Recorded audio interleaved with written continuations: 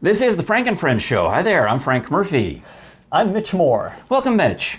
Thank you. Wow, I'm so glad you're here. I'm so glad anybody's here, frankly. I had to knock people away from your door to get in here to do this. Well, I wish I had known, because I would have gladly had them in to do a show, but it seems like, have you been traveling? Yeah, we've been traveling. It's been a busy summer. Yeah. All right, because I've got my friend Catherine was working, doing operas, and then traveling, and then moving her stuff from point A to point B, and her husband, and blah, blah, blah, blah, all this business happening. So she's been very super busy, and not even in town. Becca has been working at her job. She works at the cat bus, and they're redoing all the routes, and apparently she's responsible for the latest color of the buses. She decided they were going to rewrap the buses, and they did. Oh, nice. So that was her. So good job, Becca. So she's been doing all of those things. I saw her briefly at Andy's Frozen Custard when we did a video that was the last thing that we've put out. So I'm thinking maybe I'll just call this Season 3 or Season 4, which is the new fall season of the Frank and Friends show. Yeah. With the same old merch, much like our pool towel, our beautiful pool towel, beach towel. If you're still trying to squeeze in some pool time before Labor Day, do it in a Frank and Friends towel or a Frank and Friends pint glass. Don't bring those to the pool. I made the mistake. We had some people over, and they brought glass bottles, and it was a little too late. And I was a little too embarrassed to tell them that they were in the wrong, But we just had to be very careful. And then they start throwing the beach ball around, and I'm like, watch the glass. They kept missing it by this much, this much. It was dramatic because last time you were here, the pool was pea soup green. Yes, I remember that. And so I thought I was putting in too much, believe it or not, I thought I was putting in too much chlorine because I was making the water cloudy. And apparently I found out that I was putting in nowhere near enough chlorine. They said, oh, no, you've only spent dozens of dollars. You need to spend hundreds, hundreds and hundreds and hundreds of dollars on chlorine. You need to put in so much chlorine that cartoon lines come zigzagging off the top of the pool with the fumes of the sodium hypochlorite. Or I guess we're using calcium hypochlorite. Sodium hypochlorite is the liquid. Anyway, it's been a summer. And then we had the grandkids here in stages. Artie was with us for 3 weeks, and then Timmy and Charlie for 1 week, and that was a lot. I'm sure, yeah. It was a lot. But meanwhile, let's get caught up on you first, because I literally have a page at 3 pages of potential podcast topics. I've been writing them down as if I had a show every week. I'm prepared. I just haven't had a chance to expunge. Sure. This is time to expunge. Yeah. So you have been taking improv classes, doing crossword puzzles, going on trips to exotic locales. That makes it sound so exciting, doesn't it? The crossword puzzle part? Yeah, I'm not the daily. I don't have the 6-year daily streak that you do. I do Sunday because I like the challenge. It is good. Yeah. And I like to do Monday because it gets easy again. Monday is so easy. And I like to see how fast I can get Monday. I'm with you on that. Yeah. I'm with you on that. I'm trying always to break. Well, what's your barrier? Like in running, there was always when I was a kid, it was, I think, the 4-minute mile was the one that or 5-minute, whatever it was. There was probably 4. They were trying to break, and finally somebody did. Yeah. So what's your crossword barrier that you're trying to break? I think my fastest Monday is maybe 5 minutes and change. Yeah. I honestly don't remember how close to 5. I haven't gone sub 5, as we say in the running world. Is that what we call it? Yeah. Oh, wow. I went sub 5. Oh. I haven't done that running either, believe me, not even close. I like that. I'm gonna use that because I know at least once I've gone sub 5 on the Monday. Nice. And I saved the screenshot of my whatever it was, so I can look back at that. I will never look back at it, but I saved it so that you can show it at my funeral. You can show it on the screen. just an endless loop. Just run a screen, a slideshow. Your crossword victories of whatever's on Google Photos. Whatever he saved. Here's what he saved. Yeah. These must have been important to him. Pictures of figs and other random flowers. Like, I thought that the crepe myrtles would they look so beautiful at the end of the driveway. And I thought, I went out there and I was deciding whether to do the Gerber daisies or maybe the chrysanthemums, but I thought, I'll do these because they're just so nice, and they're all so far away. I don't really get to look at them much, but they're hideously ugly up close. They didn't translate well, so don't look too closely at them. I'm hoping that there's enough distance. They have kind of a coral. They look like coral. I've got some, the plant next to it is a more purpley one. But, I got these cuttings from the guy across the street. He very generously gave me. And I meant literal, like, they look like not the shape, like the formation of coral. Interesting. Because they got, anyway. You're right. No, I'm going to agree with you on that. Point Mitch. We hope that you'll subscribe on YouTube, by the way. We did get above 1,000 subscribers, and then, of course, I ran out of videos and ran out of co-hosts. So welcome to all the new subscribers. We you didn't run out of co-hosts. It's just summer happened, and we traveled and. I thought I saw on Facebook that you went someplace that I would like to have gone. Well, we took a beach trip, which isn't remarkable, but That's someplace I would like to go. Well, yeah, beach is always good. We did a national parks trip. We went to Glacier National Park in Montana. That's what we're talking about. And Yellowstone, which of course is in Wyoming, and we spent about 10 days doing those, and really, it's amazing. I had never been to either one. Yeah. Really, really amazing. Especially, they're both incredible, but Yellowstone is just, it's so big. You can fit 4 Great Smoky Mountains national parks inside Yellowstone. It is absolutely huge. And I'm realizing, my wife and I were doing, my goal a few years back was to get to all 50 states before I turned 50. So it was we're on the clock. So every summer we got to knock out, in our 1 week's vacation, we're trying to get, 3-4 states, because I got to get caught up. And I did make it. I did make the goal. But the trip, I think it was the next to last year, year 49 of my, the year I'm 49. I think that's the year we went to Jackson Hole, and we went to Yellowstone, and we drove up into Montana, and then over to Idaho, and then finished in Seattle. So imagine this, Jackson Hole to Seattle in a week. You're moving. Yeah. And the highlight was that Old Faithful erupted twice on us because we went to lunch. We saw it erupt, quickly ran in to eat lunch, and by the time we came out, it was going again. Nice. So it's like, that was a bonus. But you realize at Yellowstone how much of it you're not seeing when you just go to Old Faithful and you see some bison nearby, and you're like, that's exciting, we should get out of the way. But I think we could go back and you could spend, like you said, a week, 10 days inside never leave the boundaries of the park. Oh, yeah. Just stay in there and never see half of it. Right, we gave it a good, I'd say we gave it a good 3 or 4 days. That's good. We hit we hit most of the park, highlights of course. The hot spots? The hot spots. Get it? Because geysers, they have, but the park is like, in one area of the park you have these great mountain views, and another one you have all the geothermal things, and another one you have lakes. It's just very diverse and amazing. I do love it. All right, well, crossword puzzle, we mentioned that briefly. I'll tell you that I'm starting to work on new questions for Scholars Bowl 2025. Okay. And I've decided there's so many good ideas I get from the New York Times crossword puzzle. I'm trying to incorporate some of those into new questions. Yeah. I can't do it exactly in their same lingo because it's like, one word, it'll say inveigh, ? At. And I thought, that's a great vocab word. I have to look up to get the full meaning of inveigh. That was Sunday. And that was a new one for me. I had to look up what inveigh was. I knew it. I felt that I knew the gist of it because I was able to figure out the answer. But later, after I was finished the puzzle, I looked up the dictionary definition of inveigh. And one of the definitions is rail at. Right. And actually, which is what the answer was in the puzzle, was rail at. But I thought, well, I'm going to write that into the game. I'm going to put, I wrote took the dictionary definition of inveigh, and they have to now tell me the word inveigh on the show later next year, whenever it happens. Yeah. So I thought that was exciting, of how I can use the crossword puzzle to get free material. So any high school students who are watching this episode, they have a leg up on next year. So that would be 0 of you, but you never know. You never know. Yeah. Did I talk to you after the eclipse? We did our big trip to Ohio to see the eclipse. Maybe not?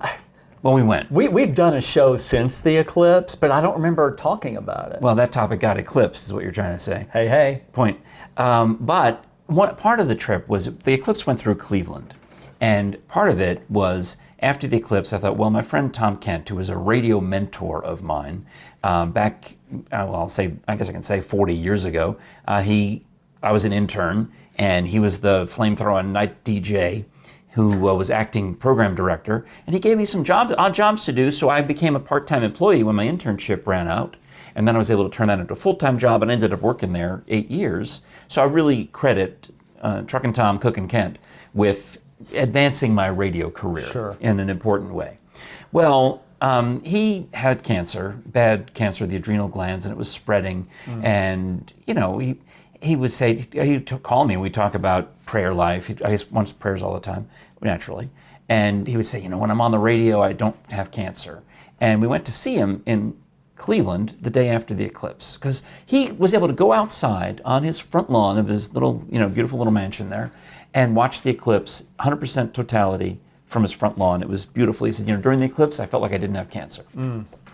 And he was making plans. He was going to have us come back for a big party. One of his goals was to stay alive and walk his daughter down the aisle. Check. Next goal was to stay alive when she's now going to have twins. But unfortunately, he passed away. So we saw him at the beginning of April. He died at the end of June. And it was a big deal. People in radio were, I think, very much aware that this well-known syndicated personality had a weekend show on B97, heard all over the country, that the great Tom Kent had passed away. I thought everybody knew until August 6th was his birthday. Okay. And I see on Facebook, it's Tom Kent's birthday. So I thought, you know what I will do? I have his wife's phone number. We're close, a family with the close. I'll text his wife and say, "Dear Karen, I know I'm thinking of you and your family today. I know every day you miss Tom, but birthdays and anniversaries are especially hard. God bless you, blah, blah, blah." I thought that seemed like a kind thing to say. Yeah. And then I'm looking on Facebook of people who I guess were just fans, not necessarily true real life friends. Because there were, last time I looked, and this was the night that evening, I didn't go back to look the next day, 832 birthday greetings. Yeah. Hope you're having a great day. Oh my gosh. Another year around the sun, or whatever it is, another trip, all the things, all the birthday cliches. And Party hardy. yes. Yeah. I mean, you have no idea. But then it means they didn't check. They didn't look and click. They didn't. So it tells me, that's one of the reasons I stopped doing birthday greetings on Facebook. I took my birthday off of Facebook because I thought, when I'm dead, I don't want that to happen. Because you just mentioned your birthday a minute ago, and I didn't know about it. Because I took it off Facebook. Okay, well, belated happy birthday. Oh, I got this beautiful Yeti. When was it? June 22nd. Yeah, I had no idea. Because my mother was in labor for the longest day of the year, Mitch. She was in labor the whole day, 30 hours of labor on the longest day of the year. So, but I took my birthday off of there because I found in the early days of Facebook that I was spending half my birthday writing thank you to all the people who, I thought, most of these people I never hear from. Right. They don't come to the improv shows. They don't watch the podcast. They don't do anything. I don't interact with them other than this. So why don't I just remove that from their, to-do list and treat others the way you want to be treated? I'll stop doing Facebook greetings for birthdays if I see on Facebook that it's somebody's birthday. Like if I had seen your birthday on Facebook, which I don't even know when it is. It's coming up in a few weeks. Then instead of getting a Facebook from me, you will get a text that says, "Hey Mitch, happy birthday." Oh, okay. Because if I know you well enough to wish a happy birthday, I theoretically know you well enough to have your number in my phone. Yes. That's the bar. Yeah. And I have to know. So the three things there, I have to know it's your birthday and have your number, and then I can send you a text. Yeah, okay, that sounds good. I think a basic rule, fundamental rule for social media is if you don't know that one of your Facebook friends is deceased, maybe you shouldn't be Facebook friends with them. Yeah, there are a few people that I knew at a distance, like kind of these. I can name names, I guess. There was a guy who worked at WAVA in the news days. And I'm actually right now drawing a blank on his name, but I kind of didn't really know him, but we knew of each other from radio. And when he passed away, the same thing happened. I saw greetings every year, and I thought, well, this is awkward. And I didn't really know the guy. I'll unfriend his Poor Dead account. Sure. And the same thing happened with this lady named Vivian Vaughn, who was another DC radio person. She was the promotions director at Q107. And she died young, like in her 40s. So people don't, they don't know. Right. And every year it was like, happy birthday, Vivian. I'm like, I can't take it anymore. Yeah. I'll unfriend Poor Dead Vivian. But Tom, I felt like I know Tom. I'm not going to unfriend Poor Dead Tom. Sure. Because, he was an important part of my life. And I don't know. I figured at some point his wife will turn his account into a memorial account, which is what you do with the dead, like they did for Brandon Gibson when he passed away. Right. Right? I think you're supposed to do this. Somebody is supposed to go on Somebody and say, does it, yeah. tell Facebook, oh, by the way, let's make this a memorial account. This person has passed on. Right. I think, well, speaking of living, and before I get to dying, Okay.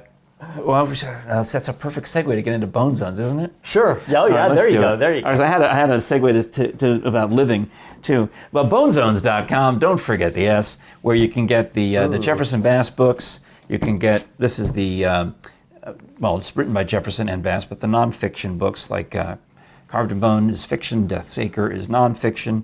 You can get the Body Farm merch, the official Body Farm merch. Does it smell fresh? No, it doesn't smell like anything, actually. Okay. I'm surprised. Do you smell books? New books? Well, these are not new enough, I guess. Maybe that's it. But yeah. Death's Acre's been around a while. Well, and these are literally have been, the ones that I have for demo purposes are the ones that either they get signed wrong. Oh, okay. Something's wrong with I don't know, this person either returned the book or for whatever reason, their name is wrong. Something is wrong about this autographed inscription. So they said, well, give it to Frank, and he'll just put it on the show, and he'll sell it. So it's like the autographed book outlet, where you get sort of the rejects of the autographed book world. That is correct. This is just a demo for demonstration purposes only. And I don't know, this one, I thought this one was signed. It should be. But this one is fine, actually. But it's got no inscription to Mitch or anything like that. Right.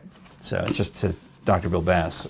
So you'll see these at McKay's sometimes too. Cool. In fact, when you go into McKay's books, the very first shelf, immediately to the left of the door, is the Jefferson Bass shelf. Oh, never noticed that. Yeah, first thing. Okay. It's a top shelf of that popular bookcase.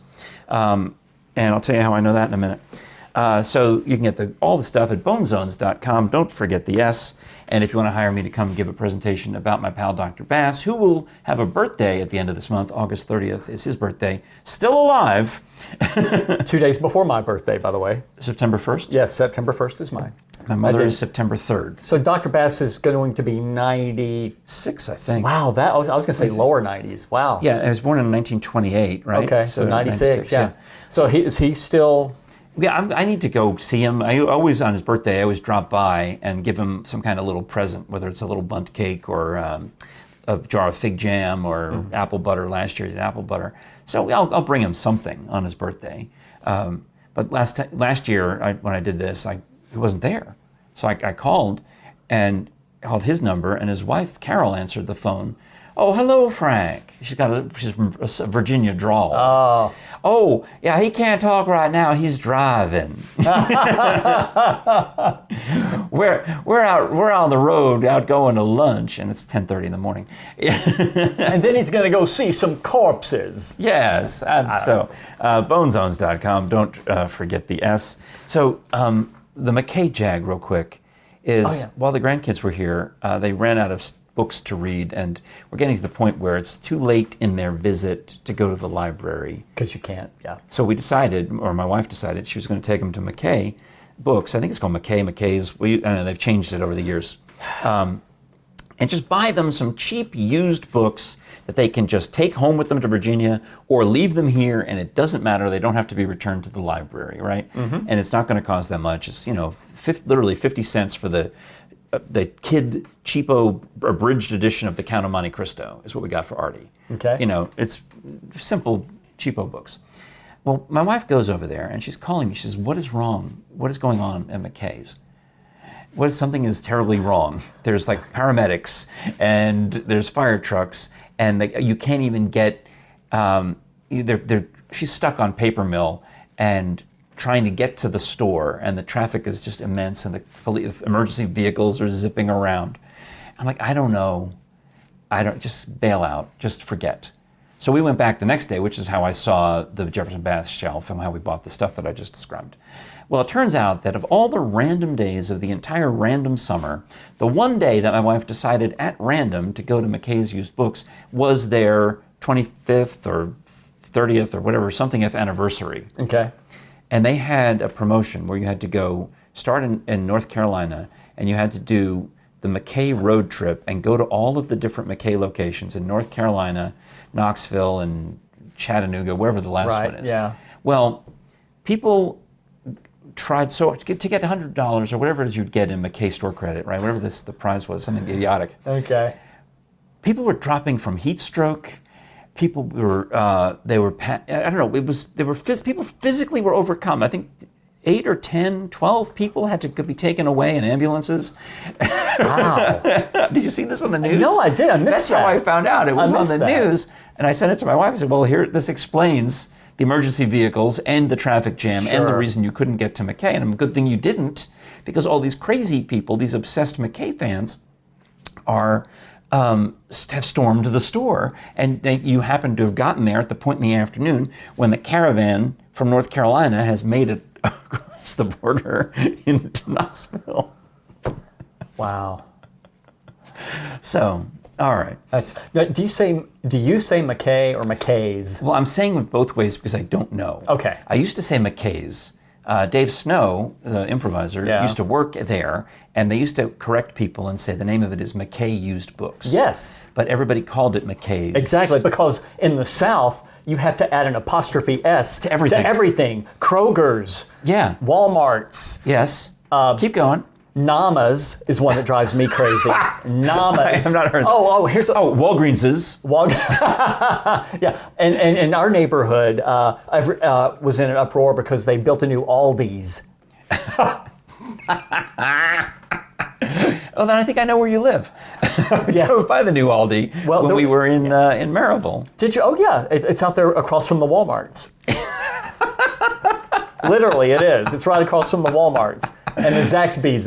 Yeah. They were just finishing it up. Yeah. We were down there Yeah, at the middle of June we actually drove through Maryville multiple times to go to Von Orr for the opera for Il Tobaro. You drove right by there. And a day in between the two performances of Il Tobaro was the Big Barbecue Bash, and I was MC and I announced the winners.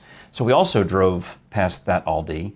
We went to Our Lady of Fatima, which is, I think, by the other Aldi. Yes. There's two Aldi. And that was confusing to me. That's the Alcoa Aldi, and ours is the Maryville Aldi. Because I was telling my wife, it's the church is behind Aldi. Mm-hmm.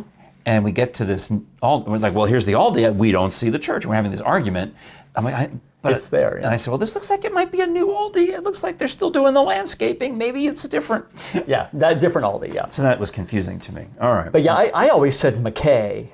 Mm-hmm. Because that's what, if you look at the sign, it says McKay. They used to correct people. I feel like they used to go out of their way to correct people. And I think they at one point gave up. I think they just gave up because. Well, let's Google it because I think you're right. But I think some of their marketing and branding now, like on billboards, will say McKay's. So I guess if they've given up on it, I'm not gonna. They have given up to the point where their website, McKayBooks.com, Oh, now it says McKay's. I'll be darned. And largely, yeah. So they quit. I'm out. They surrendered. I'm out. I give up. I surrender. Well, they gave up. It's, I mean, well, if they give up, I give up. But it's Aldi, it's Kroger, it's Target, it's Nama. Yeah, they're singular. Stop adding an S. Now, Walgreens has an S on it, and Brewster's has an S on it. Yes. Look at the sign. If the sign has an S, say the S. If it doesn't, leave it out. By the way, this would have been the McKay's road trip. You would have gone from Mebane, North Carolina, to Winston-Salem, to Knoxville, to Chattanooga, to Nashville. Wow. In one day, they expected you to do this crazy drive. Boy. And they had to cancel it at the Knoxville And location. how much did you spend on gas to get that $100 or whatever? I don't McKay credit. I'm not talking about how much would one have spent on gas to get that $100? When we were there the next day, there was a car in an odd part of the parking lot. Like, the walk of shame, right? When you see at a mall or maybe at a business where there's that one car that obviously spent the night. Oh yeah. Because somebody went home with somebody else. Well, there's this one car that was parked in an odd part of the parking lot, and I looked at it and it said on the windows they had written on it McKay's or bust. And they'd written the McKay's road trip hashtag 2024. Oh, wow. So the car had been there overnight. I don't know if they died. I don't know if they got taken to the hospital or if they just, who knows what happened. But I found the abandoned car in the parking lot. There's a story, great story there, apparently. Yeah, someone should write that up. You could write that up. You wrote a book. Yep, I wrote a book. What's it about? Okay. You would think I would have a succinct way. I'm going to really try. You need the elevator speech. You want me to get back to you on that? Yeah. All right. I really don't want to. It's a. Can't give too much away. It's sort of a crimey mystery kind of thing set in rural Arkansas, which is where I grew up, in the early to mid 1970s. Okay. The main character would roughly have been about my age at that time, like 10, 11 years old. Right, which you know. And and I saw it, but it's at its core though, it is on the surface it's a crime, murder, mystery, but really at its core it's about how wealth and power often takes advantage of the powerless. Yeah. And it's set in the dynamic of a cotton farm operation where the wealthy farmer still has sharecroppers working his land. And this is something that you knew from I didn't know sharecropping, but my main Okay. character is like a poor son of a sharecropper. Okay. And there's a whole geographical oddity to it, like all down the Mississippi River. The river does not flow in alignment with the state because over the centuries, the river jumps and meanders and reroutes itself. So there are parts of Tennessee on the Arkansas side of the river. Didn't know that. And vice versa. And they call them islands because they actually are just... So you have little parts of Arkansas that are technically part of Tennessee, and I grew up hearing all these really crazy stories about the lawlessness, like moonshine and gin joints and all sorts of illegal activity, because it was on the Arkansas side of the river, but because it's in Tennessee, they were out of Arkansas jurisdiction. And the Tennessee cops aren't going to get over there on a regular basis. Exactly. Oh. And I kind of really stretched that concept a little bit. Good. But it's a book. It's rooted in actual historical. All right. things. Well, that's something you have to come. I'm excited about it. I wish you well. Well, thank you. I've just finished, just draft one done, and I've got months and months of work ahead. Well, maybe I can put you on the PBS show when that comes out. Because I have absolutely. This was amused me is a year and a half ago on the PBS program guide, they inserted my photo into the cover of the PBS program guide. I showed it at the time because it was like Keira Knightley and Call the Midwife and some other male celebrity that everybody knows except me, and me on the cover of this thing. And I said, oh, that'd be funny. I should frame that. But it had gone through the mail and it was only this big. So I, using my connections at PBS, I said, hey, can I have the file that you made? So they sent me over. Sorry, I'll have to edit that out. Or put in a funny comedy sound to replace it. That might be good. So I got the file and they said, well, we made it, whatever size this is, 11 by 17, I guess. So now I got to get a frame to hang it up. But I thought it was kind of amusing that I'm definitely wearing either too much makeup or the lighting is horrible. But you're right there with. Do you know who that guy is? That guy? No, unlike you, Frank, I'm not cool. I'm not cool enough to know who that is. All right. Well, so I just thought it was amusing to me. I don't know. Other than you, I don't know who anybody else is. One of them is Keira Knightley. Oh, that's Keira Knightley. No, that's Keira Knightley over there. Oh no, that's Keira Knightley. Because she has a little bit of an underbite. No, I'm pretty sure that the Keira Knightley is over here wearing the sweater around her neck, isn't it?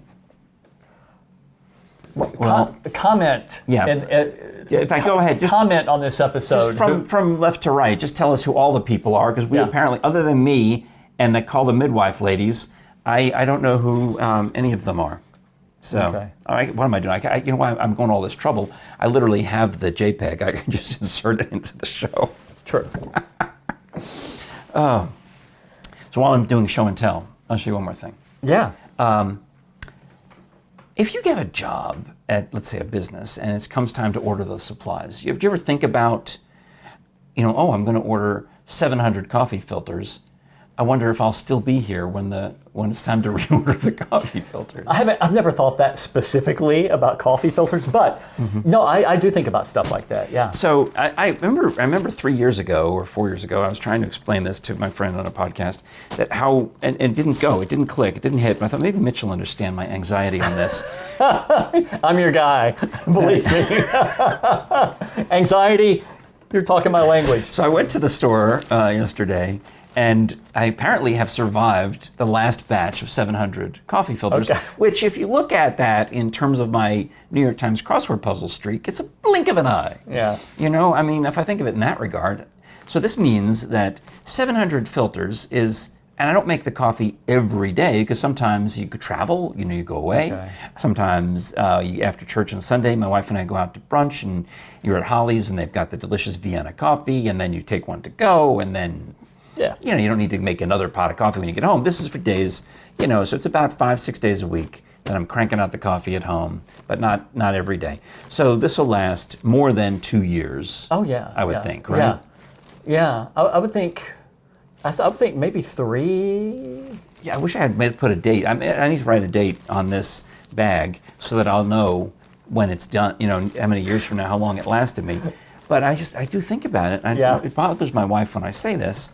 And when I say, how long do you think I'll live? I'll still be alive. Yeah. Or are you going to have to, It'll be like sell these in the estate sale? It's going to be like carbon dating. It's like, if you die before these run out, your wife's going to have to write, Frank died here.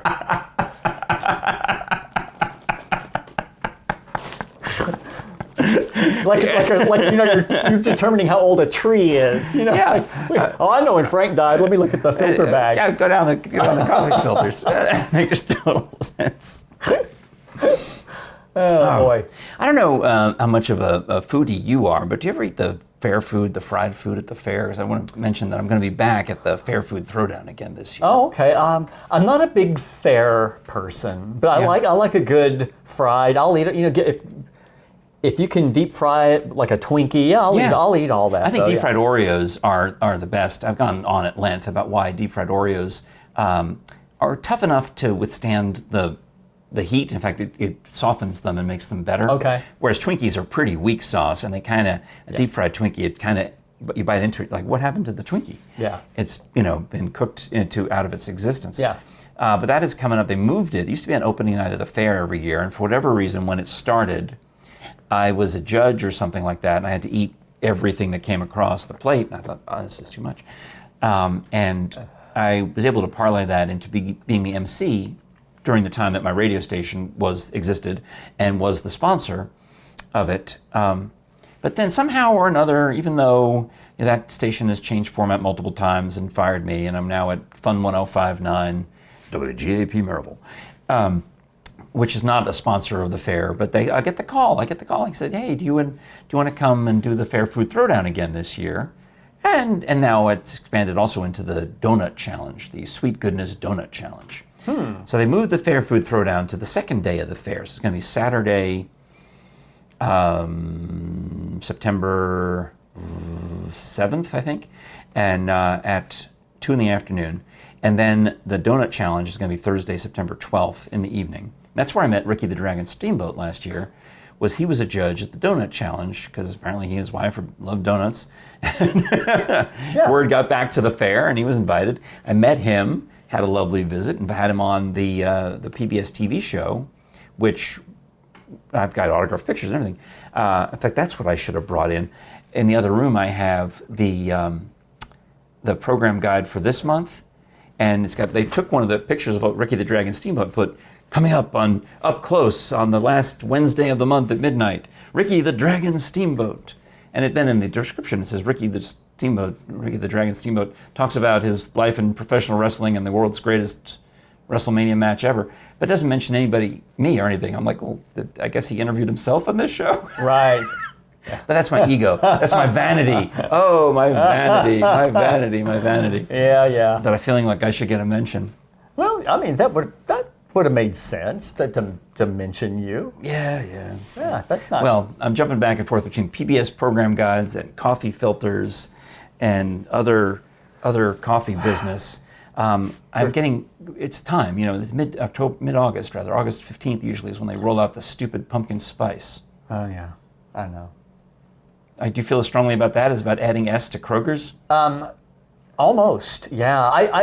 I don't do pumpkin anything. I don't do pumpkin spice I love fall. Oh, see, I like it as a season. I just don't care for the pumpkin spice flavor. okay. Just But there's other fall flavors too. They get into I can't even tell you, apple cider donuts and things like that are delicious. Okay. But I don't like rushing it. I don't like. No. I want my summer to last as long as possible. I like to be living in the South because it stretches on. Our summer hot weather goes well into October. Yeah. But here it's the opposite. We got to start school on practically August 1st. Mm-hmm. And in Maryville, Maryville's a different business. They have technically year-round school, right? They have a year-round school. One of the elementary schools is year-round. Okay, I thought it was everybody. But even the regular, let's say Knox County schools, the regular public schools in this area are all back in class by now. They were in, what was it, August, first day of school was probably August 3rd, 4th, 5th, something like that. Okay. Somewhere in that ballpark. And they get out the week before Memorial Day, so they want to rush everything.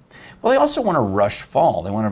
I saw a box of pumpkin spice something at the store. I'm not at Sam's Club. I don't really worry about it that much because they always have everything early for the purposes of people who buy stuff there to stock their own stores. So it doesn't bother me when Sam's Club puts out the Christmas and the Halloween and everything too early because they're selling it to people who might turn around and resell it. I get that. But just the idea of Starbucks rolling out the pumpkin spice lattes in mid-August, come on, you guys. That's just ridiculous. Come on. Because, I've said many times, fall is like a hospice. It is it is a terminal illness. Winter is death. Spring is birth. Summer is life. Yeah. That's how I feel. Well, yeah, I'm mostly with you on that. I love spring is my favorite. Mm-hmm. And fall is second favorite? Fall is second favorite. You're a temperature guy. Yeah. You're like temperate. I don't. Winter is my least favorite. I don't know. It gets complicated. My relationship with seasons, it's very complicated. My friend Bean sent me a screenshot of it was sweltering over there in London because it was 27 degrees. Oh yeah. I wrote back. Celsius or? Yes, I converted it. It was 80 something. So I wrote back 80 degrees USA. Yeah. But I went to Starbucks. I had these points that were going to expire. They notified me, you haven't been in a while, and these stars that you have are going to expire on July 1st, I think it was. And I didn't really want anything that day. But I went and I cashed in. I got a free drink. You get it loaded. You get everything. You get the venti. You get all the extra shots. You get as much crap in there as you can. And it was a Frappuccino. But then I didn't want it. So I brought it home and I put it in a Tupperware, dumped it in there, and I put it in the freezer, and it's still in there, so I can thaw it out at any time and have this extra strength Frappuccino at my whim. Okay. Well, a couple of weeks later, they had some deal where they said they were really trying to entice me back in because I hadn't been for a while. So they start sending me these more and more attractive offers. It's like, if you buy 2 Frappuccinos, we'll give you 75 bonus points. So I'm like, all right. And my wife wanted one, so I bought one for her. But now comes the day, if you come in on Thursday, it's triple bonus points. So I thought, if I go on Thursday, not only will I get triple bonus stars, but I'll get the 75, I'll have earned this, it'll be the second Frappuccino, which gets me the 75. So I went to the drive-thru, but I didn't want it. So I bought it, I didn't want it, I brought it home. Well, I know what I'll do, I'll stick it in the freezer. Well, I go in and open the freezer, and now I realize I've got to move the other one and make room for the new one. Like now I've got 2 in there, which I still haven't had. But we tend to drink a lot of Starbucks when we're on the road. Sure. Yeah. So we're traveling up to Northern Virginia to return the grandchildren. It's time to bring them back home. And now, and on the long ride back, so we must have stopped at almost every Starbucks, every other Starbucks probably, along 81, whether you stop in Stanton, Virginia, or we stop in Harrisonburg, or whether we're in Wytheville or Fincastle, or where's the other one we like to go to? Salem. Salem is good because it's near a Kroger, and we can go to the bathroom and get some gift cards. You go to Kroger, buy the Starbucks gift card, quickly get triple gas points, quickly put that on your card, go buy the Starbucks, and then go get cheap gas, all in one parking lot. You have gamed the system. You've got it. My friend Bean had sent me a T-shirt for Christmas, and it said, "Can I be Frank?" on it. So it's clever, right? And it's a super comfortable, soft T-shirt. So it's enjoyable to wear on a car ride. You just be comfortable. Well, I go into one of these Starbucks. It might have been in Front Royal, Virginia, perhaps. That might have been the one. Whichever one it was. And I'm wearing the Can I Be Frank T-shirt. And we have an effervescent young man is the barista. And just excited. He's happy about life, and he's happy that we're there, and that's nice. Because sometimes you get the ones that just give you the side eye as soon as you walk in. Mm-hmm. This guy's not giving us the side eye. He's just nice, and I'm like, okay, I like nice. Well, I order the thing, and I scan my business there, and they don't ask you if you're a member of the thing and you've got the gold card on your phone. They don't generally ask you your name anymore because it's printed across the top of the app. So they just look. And then they put it in the computer real quick, subtly. So that way they can pretend they didn't ask, and when they announce your name, it's like they knew. And they've spelled it correctly. So remember the old joke used to be how they would misspell your name on the Starbucks Right, drink. yeah. That doesn't happen anymore. They're looking at your name, they're typing it in the computer. It works it out. Well, he looks at mine and he goes, "Oh, that's great." I'm like, "What's great?" "I was so hoping that your name would actually be Frank because you're wearing the shirt that says, 'Can I be Frank?'" And it reminded me like a Martin Short character, Oh yeah, that did sound. When you Grimly. Said yeah. Yeah. We were hanging out with Catherine Frady and her husband. And I know I got to wrap this up because I still haven't gotten to most of the things on my list. Catherine Frady and her husband. I think they were available, and my son was in town, and Artie was in town, and my wife can cook barbecue ribs that are like competition quality. And we didn't have any at the barbecue bash. We kind of had a hankering for ribs. So she's out there, she cooks 3 racks of ribs, and I'd say I'd give them a 9 out of 9, which is the highest score. They were 8s and 9s. They were really good. Okay. Well, at the end of the dinner, we're talking about something, and I'm talking about Frady, and her husband's right there. And I start doing some kind of like, "Oh, that's so exciting, Catherine." Yeah. And whatever voice I'm dipping into. And I'm aware of what I'm doing, and I'm trying to be, I'm making jokes. And James lights up, and he says, "You know who that sounds like?" And I'm like, "Jiminy Glick." That's what I was going for. He's like, "I can't believe it." Because Catherine had never heard of Jiminy Glick, which is another Martin Short character, and here I am talking to her like I'm faux excited about whatever she just said as Jiminy Glick. Right. And so her husband's pulling out the phone and making her watch Jiminy Glick videos right here in the kitchen. I love Martin Short. A sea, a bouncy sea. That's a different character, I think. I don't think it is. It is a different one. It's like the old showbiz guy. Yeah. All right. Well, there's one more joke I'm going to tell you. One more story I want to squeeze in because of a guy story. It's more of a guy story. I can't envision myself telling this to Becca or Sarah. Well, Becca maybe because she's got 2 twins. Sarah or Catherine. When the kids are here, every bodily function is a production. Yeah. Right. Oh yeah. Like if they burp or they fart or something happens, and it's they want to laugh uproariously. And of course, unfortunately, Grandpa ate something that was a little too gassy. Okay. And I was having some problems, and I'm getting called out for it every time because we're not saying excuse me. So I'm like, all right. So I start going. What pops into my head is, "Pardon me, boys. Is that the Chattanooga choo-choo? Woo woo." Yeah. And so that became, for the remainder of Artie's visit, 3 weeks, so the Chattanooga choo-choo became code. Okay.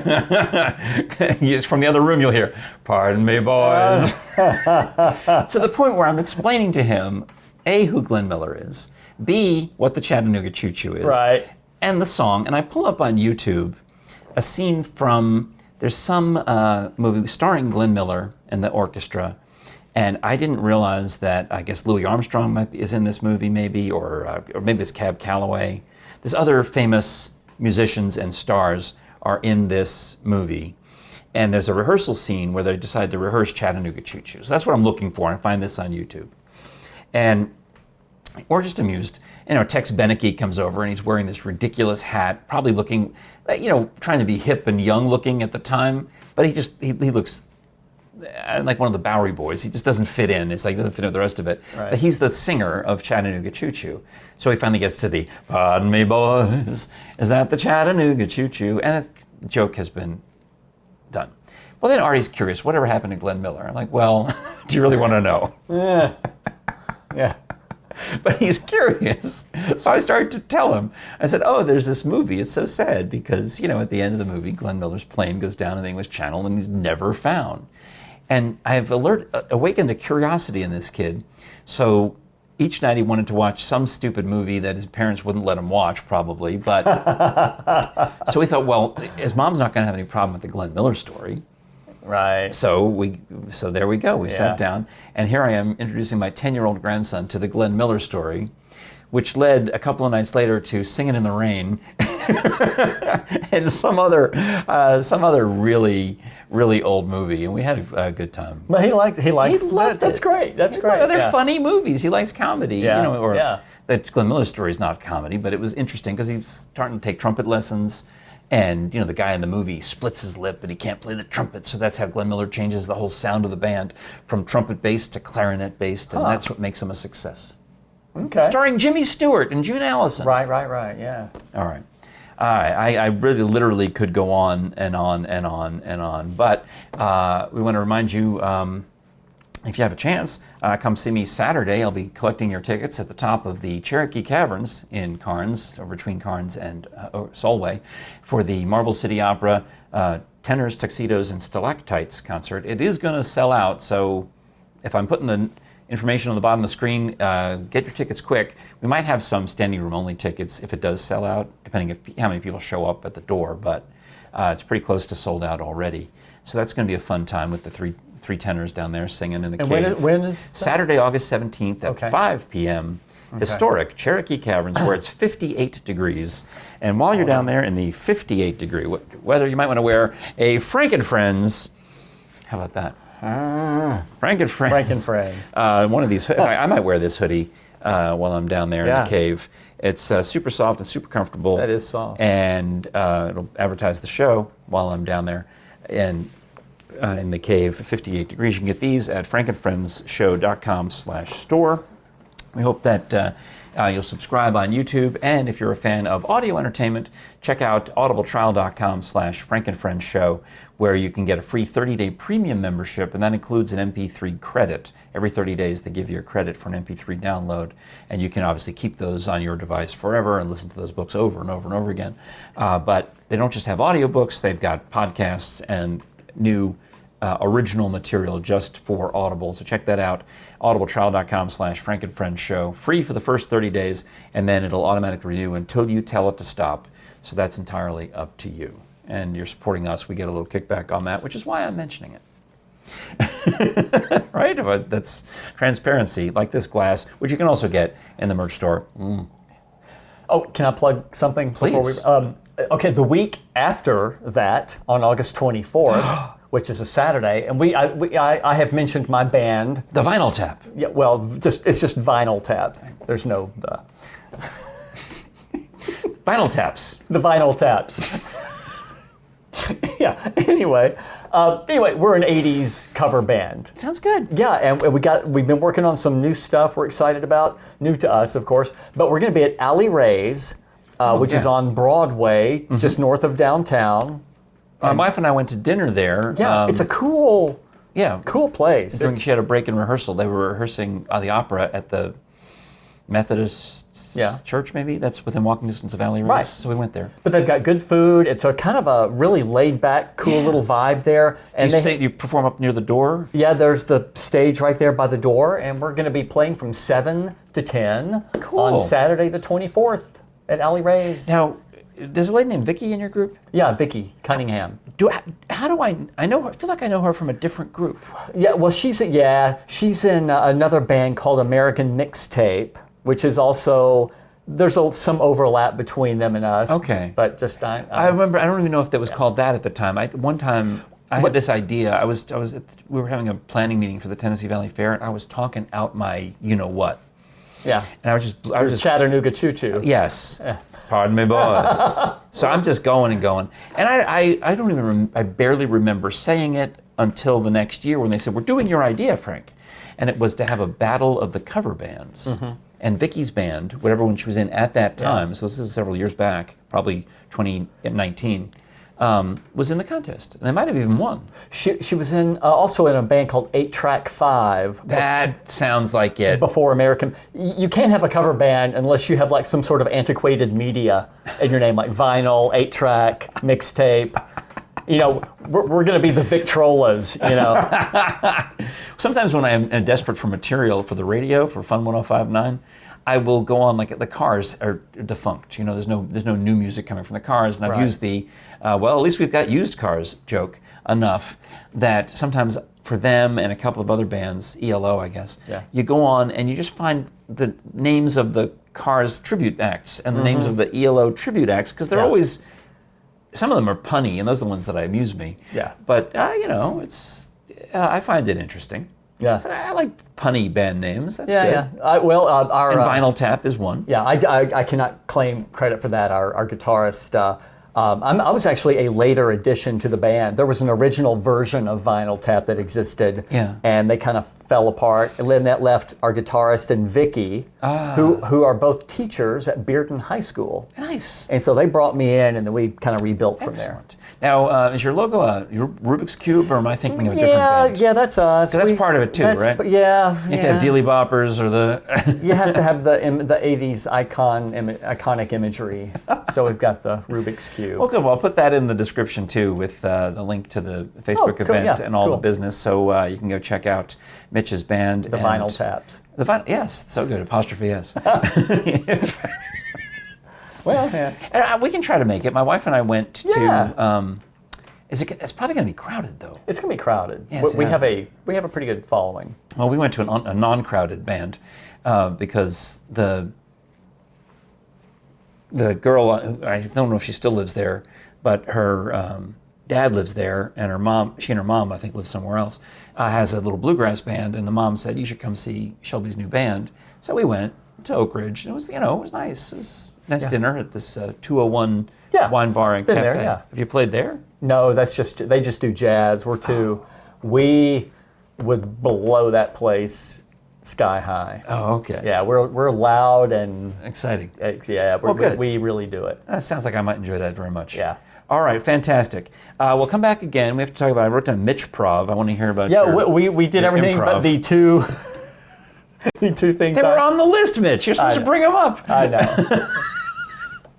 I was going to let you organically work them in. We'll save that. We'll do that next time. Organic. I still have some from the last time. We'll do it. Yeah, we'll do it organically next time. All right.